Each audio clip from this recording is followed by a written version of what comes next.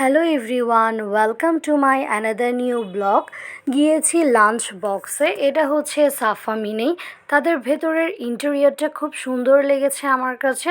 ওপরে মগ দিয়ে সাজানো হয়েছে আর বার্থডে পার্টি করার মতো ব্যবস্থা আছে। টোটাল অফ ইন্টেরিয়রটা খুব সুন্দর।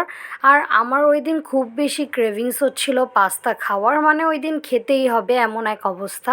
তাই আমি গিয়েছিলাম পাস্তা খেতে, খুব আশা নিয়ে গিয়েছিলাম। বাট ওই দিন যে পাস্তাটা ট্রাই করেছিলাম, আমার লাইফে আমি এত বাজে পাস্তা মানে কোনো রেস্টুরেন্টেই খাইনি। পাস্তাটাতে জাস্ট সেদ্ধ করে এক গাদা সস ঢেলে দিয়েছে, এমনই খেতে লাগছে, খুবই বাজে ছিল।